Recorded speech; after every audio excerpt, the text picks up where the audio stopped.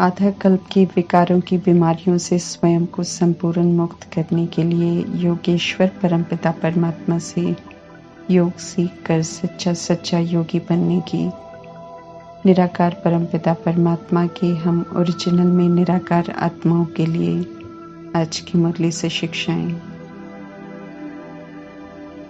तीव्र पुरुषार्थ करना है तो परमात्मा कहते हैं सभी से दुआएं लेते चलो और दुआएं मिलती रहें। उसकी विधि बताते हुए परमात्मा कहते हैं कि सभी आत्माओं के प्रति सच्चे दिल से कल्याण की वृत्ति और शुभ चिंतक भाव रखो। ये वृत्ति और भाव के वाइब्रेशन सभी तक ऑटोमेटिक पहुंचेंगे और उधर से उनकी दुआओं के वाइब्रेशन भी इधर स्वतः आएंगे। दुआएं पुरुषार्थ को और सहज बना देती हैं, रास्ता क्लियर कर देती हैं। जहाँ अकल्याण की भावना या किसी के प्रति भी शिकायत, ईर्ष्या, द्वेष, नफरत उत्पन्न होती है, वहीं पुरुषार्थ में रुकावट शुरू हो जाती है। इसलिए परमात्मा तीनों कालों का ज्ञान देकर समझाते हैं कि भले कोई बार बार गिराने की कोशिश करे, मन को डगमग करे, विघ्न रूप बने, तो भी उस आत्मा के प्रति शुभ चिंतक का अचल अडोल भाव हो। किसी के व्यवहार के कारण या किसी भी बात के कारण हमारा कल्याणकारी भाव न बदले। इस विधि से आगे के लिए कोई नया हिसाब किताब नहीं बनेगा। पुराना जो होगा वो चुकता हो जाएगा, तो उस आत्मा की तरफ से दुआएं मिलेंगी। अगर पेपर है तो भी शुभ भावना रखेंगे तो पास हो जाएंगे। इसी तरह परिस्थितियां भी विपरीत आएंगी। ऐसे में भी वृत्ति और भाव हमारा सकारात्मक हो, कल्याणकारी हो, तो उसका भी प्रभाव हम पर नहीं पड़ेगा। इतनी समझ आ जाएगी तो कोई भी व्यर्थ बातें देखने में आएंगी नहीं। समय की बचत हो जाएगी। ऐसी समर्थ स्टेज ही विश्व कल्याणकारी स्टेज है। परमात्मा वरदान देते हैं कि वृत्ति को कल्याणकारी, भाव को शुभ चिंतक बनाकर विश्व कल्याण के निमित्त बनने वाले तीव्र पुरुषार्थी बनो। ड्रामा में आत्माओं का पाठ स्पष्ट कर परमात्मा कहते हैं कि सभी से संतुष्ट रहने की तपस्या करो। तो ये संतुष्टता जीवन का श्रृंगार है, ये अनुभव होगा। सभी से संतुष्ट रहकर ही सभी को संतुष्ट कर सकते हैं। देह भान में दैहिक पाठ को देखेंगे तो न कभी खुद किसी से संतुष्ट हो सकेंगे, न दूसरों को संतुष्ट कर सकेंगे। जीवन में उदासी, मायूसी आ जाएगी, उमंग, उत्साह खत्म हो जाएगा। इसलिए सभी को परमात्मा की संतान समझ दिल से स्वीकार कर उनके वर्तमान के पाठ को न देखते हुए उनके ओरिजिनल अनादि सतगुणी स्वरूप को देखते हुए सभी से संतुष्ट रहने वाले संतुष्ट मणि बनने की समझ देते हैं परमात्मा। हर आत्मा अपना एक्यूरेट पार्ट बजा रही है, ये स्मृति में रखना है। मन को परमात्मा में लगाने की ड्रिल सदा करते रहेंगे तो वर्तमान एक जन्म संगम युग में निरोगी अनुभव करेंगे और भविष्य में भी 20 जन्म अर्थात सतयुग त्रेता युग में भी 2500 वर्ष के लिए निरोगी बन जाएंगे। इस रूहानी ड्रिल से कभी बीमार नहीं होंगे, बल्कि 21 जन्मों के लिए हेल्दी, वेल्दी, हैप्पी बन जाएंगे। गुप्त परमात्मा ही गुप्त रूहानी ड्रिल सिखाते हैं। अपनी उन्नति चाहिए, सचखंड का मालिक बनना है, तो परमात्मा कहते हैं कि सचखंड स्थापन करने वाले सत्य परमात्मा को याद करो। परमात्मा गुप्त, पढ़ाई गुप्त, पुरुषार्थ भी गुप्त, परीक्षाएं भी हर किसी की गुप्त चल रही हैं। श्रीमत प्रमाण चलने में गुप्त मेहनत है। श्रीमत कहती है देह को भूल एक परमात्मा को याद करो, अपने को अकेली आत्मा समझो। अब तक जब जब शरीर छोड़ते आए हैं तो अंत में आत्मा अकेला महसूस करती है, पश्चाताप करती है कि उसका कोई नहीं है, लेकिन मोह के संस्कार लेकर दूसरा जन्म लेती है, फिर मोह माया में फंस जाती है। अभी संगम युग में परमात्मा समझ का तीसरा नेत्र खोलकर समझाते हैं कि अपने को अकेली आत्मा समझो। देह भी आपकी नहीं है, इसलिए देही अभिमानी रहने का पुरुषार्थ करो और सभी को पैगाम दो कि अशरीरी बनो। अशरीरी माना देह में रहते हुए रियलाइज करना कि मैं आत्मा इस देह से बिल्कुल अलग चैतन्य शक्ति हूँ, सतोगुणी हूँ। देह समझने से पाप कर्म होते हैं, पतित बनते हैं।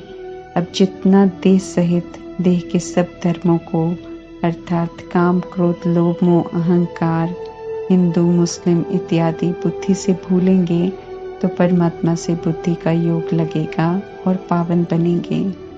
हम आत्मा है, देह नहीं। इस सत्य को खुद को समझाने की, स्वीकार करने की, फिर उसी प्रमाण श्रीमत को पालन करने की गुप्त मेहनत करनी है। जो ये गुप्त मेहनत करते हैं वे ही तकदीरवान बच्चे हैं। जब तक देश समझकर याद करते हैं तब तक विक्रम विनाश नहीं होते। इसलिए याद भी करना है तो विशेष ध्यान रखना है कि खुद को आत्मा समझ उन्हें याद करना है। परमात्मा मोस्ट बिलवड हैं क्योंकि वे सदा ही पावन हैं।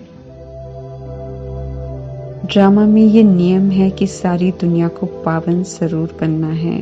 करोड़ों की आबादी को पवित्र बनाने के लिए आग लगनी है। विनाश के द्वारा ही करोड़ों आत्माओं का देह अभिमान खत्म होगा। आत्माएं स्वयं की और औरों की देह को विनाश में खत्म होता देख देह से डिटैच होंगी, वैराग आएगा, परमात्मा को याद करेंगी और पावन बनेंगी। इसलिए विनाश को भी कल्याणकारी कहते हैं। परमात्मा धरा पर आते हैं विश्व कल्याण का कार्य करने, इसलिए शिव जयंती मनाते हैं। ब्रह्मांड और सृष्टि के आदि मध्य अंत का सत्य बताकर परमात्मा त्रिकालदर्शी और स्वदर्शन चक्रधारी बनाते हैं ताकि फिर से हम ऊंच बने।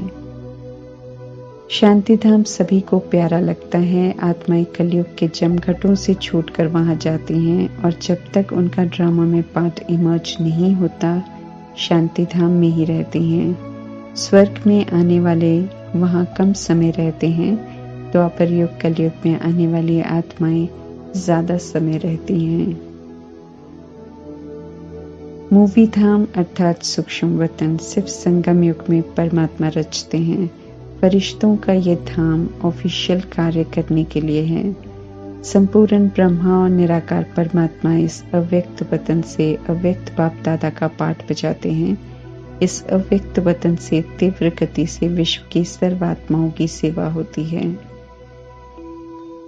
संगम युग थोड़े समय का युग है, कलयुग के अंतिम 100 वर्षों में होता है, इसलिए इसे लीप युग कहते हैं। छोटा युग है लेकिन कल्याणकारी पुरुषोत्तम संगम युग है। इस युग में परमात्मा सब पुरुषों में उत्तम बनाते हैं। शूद्र से ब्राह्मण, ब्राह्मण से हीरे तुल्य बनते हैं, वर्षा लेने के हकदार बनते हैं। पवित्र बनने का पैगाम देने वाले परमात्मा को पैगंबर कहते हैं। उन्हें ही सतगुरु कहते हैं क्योंकि वे सच बोलने वाले, सच्चा रास्ता दिखाने वाले, सद्गति करने वाले परमात्मा हैं। हमें संबंधियों के साथ, मित्रों के साथ रहना है, निभाना है, लेकिन मोह वाली याद ना हो। परमात्मा समझाते हैं कि लगाव की याद सच्ची याद नहीं है। ये याद बंधन में बांधती है, इसमें स्वार्थ होता है। इस याद से विक्रम बनते हैं क्योंकि दैहिक याद होती है।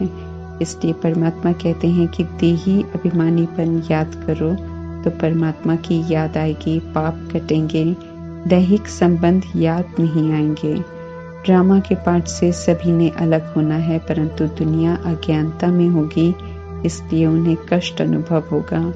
जैसे दुनिया वालों के लिए कोई मरता है तो वे शरीर को याद करते हैं, परंतु समझ मिलने के बाद हमें मालूम है कि विनाशी शरीर मरते हैं। शरीर को चलाने वाली आत्मा तो अविनाशी है, वो दूसरा शरीर लेकर पाठ बजाती है। आत्मा का सिर्फ ज्ञान नहीं होता है लोगों को, वरना वास्तव में आत्मा से ही संबंध जुड़ता है और आत्मा कभी मरती नहीं है। अभी से डिटैच होंगे तो जब आत्माएं शरीर छोड़ेंगी या खुद का शरीर छूटेगा तो कभी विचलित नहीं होंगे। अशरीरी बनना, पावन बनना, याद करना ज़रूरी है, क्योंकि वापस जाना है। शरीर में रहते हुए ये सारे कार्य करने हैं। भक्ति मार्ग थकाता है, क्योंकि मनुष्यों द्वारा बनाया गया मार्ग है। उसमें हठ योग है, कर्म कांड है, जिस्मानी यात्राएं हैं, लेकिन स्थायी सुख, शांति, खुशी की प्राप्ति नहीं है। परमात्मा आकर थकावट दूर करते हैं, कहते हैं कहीं भी रहते हुए सिर्फ अपने को आत्मा समझो और मुझे याद करो, तो सच्ची सुख, शांति, खुशी अनुभव होगी। देह समझो तो विस्तार है, आत्मा समझो तो सार है। आत्मा का परमात्मा के सिवाय कोई नहीं है। इसलिए शुरू की आत्माएं, आदि रत्नों ने ये नियम बनाया था कि रोज के 5 केले खाने हैं सुबह सुबह, अर्थात स्वयं को स्मृति दिलाकर पक्का कराना है कि अकेले आए हैं, अकेले जाना है, अकेले में, अकेले होकर उस अकेले परमात्मा को याद करना है। उन्होंने मेहनत की तो पवित्रपन शरीर छोड़ा। अब पवित्र दुनिया के निर्माण का एडवांस पार्टी में जाकर कार्य कर रहे हैं। हम आत्माओं को भी परमात्मा कहते हैं कि याद कर पवित्र बनो तो पवित्र दुनिया के मालिक बनेंगे। साथ में परमात्मा ये भी स्पष्ट करते हैं कि अगर मेहनत नहीं करेंगे तो फल भी नहीं मिलेगा। पवित्र तो तब भी बनना पड़ेगा, लेकिन उसके लिए सजा खानी पड़ेगी। परमात्मा की श्रीमत पर चलेंगे, ज्ञान को यूज करेंगे, धारणा करेंगे तो कमाई जमा होती जाएगी।